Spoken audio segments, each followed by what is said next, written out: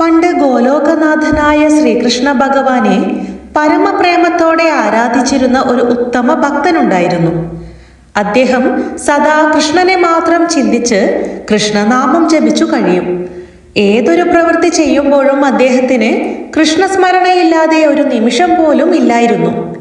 എന്നിട്ടും ആ ഭക്തന് കൃഷ്ണനെ സ്നേഹിച്ചു മതിയായില്ല. ഉറങ്ങുന്ന സമയം കൂടി കൃഷ്ണസ്മരണയിൽ ഇരിക്കാനായെങ്കിൽ എന്ന് അദ്ദേഹം കൊതിച്ചു. അങ്ങനെ ഉറക്കത്തെ ജയിച്ച് കൃഷ്ണസ്മരണയിൽ മുഴുകിയാലും ഇടയ്ക്കെല്ലാം ഉറക്കം അദ്ദേഹത്തെ പിടികൂടും. മാത്രവുമല്ല, ഭഗവാന്റെ മനോഹര രൂപത്തെ നോക്കിയിരിക്കുമ്പോൾ അതിന് വിഘ്നം വരുത്തിക്കൊണ്ട് ഇടയ്ക്കിടെ കൺപോളകൾ ചിമ്മിയടയും. എന്റെ കൃഷ്ണ, ഇത്രയും സമയം കൃഷ്ണനെ സ്മരിക്കാതെ വെറുതെ പോയല്ലോ എന്ന് ആ ഭക്തൻ സങ്കടപ്പെട്ടു. ഭക്തന്റെ ചിന്ത ആദ്യം അറിയുന്നത് കണ്ണനല്ലേ.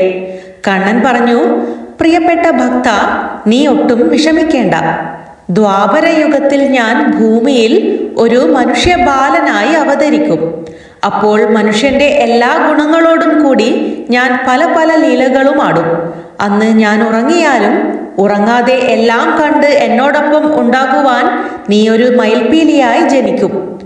പരമഭക്തനായ നിന്നെ എന്നേക്കാൾ ഉയരത്തിൽ ഞാൻ എത്തിക്കും.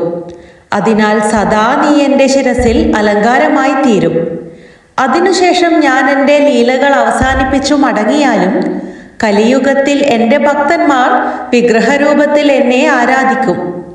അവരും എന്നെ മയിൽപീലി കൊണ്ട് അലങ്കരിക്കും. എൻ്റെ പ്രിയ ഭക്തനായ നീ സദാ എന്നോടൊപ്പം ലോകാവസാനം വരെ ഇരിക്കാൻ ഇടവരും. ശ്രീകൃഷ്ണ ഭഗവാന്റെ ശിരസിലല്ലേ മയിൽപീലി ഇരിക്കുന്നത്? ഭഗവാൻ ഭക്തന് തന്നേക്കാൾ മുകളിൽ സ്ഥാനം നൽകി. അതാണ് കണ്ണന്റെ ഭക്തവാത്സല്യം. ബാലനായി ലീലയാടുമ്പോൾ കണ്ണൻ ഉറങ്ങിയാലും മയിൽപീലി ഒരിക്കലും കണ്ണടയ്ക്കില്ല. ഗുരുവായൂരപ്പനായി വിലസുമ്പോഴും ഭാഗ്യബിഹാരിയായി ഭക്തന്മാരെ കൊതിപ്പിക്കുമ്പോഴും എല്ലാം കണ്ട് നിർവൃതിയോടെ കണ്ണനെ സദാ സ്മരിച്ച് കണ്ണനു മുന്നിൽ വരുന്ന ഭക്തർക്ക് അനുഗ്രഹമായി ഇന്നും എന്നും എപ്പോഴും പീലിക്കണ്ണ് തുറന്നിരിക്കുന്നു. നമ്മുടെ കണ്ണും ബുദ്ധിയും മനസ്സും ചിന്തയും എല്ലാം സദാ കൃഷ്ണാനന്ദത്തിനായി തുറന്നിരിക്കട്ടെ. എല്ലാവർക്കും കൃഷ്ണപ്രേമം നിറയട്ടെ. ഹരേ കൃഷ്ണ.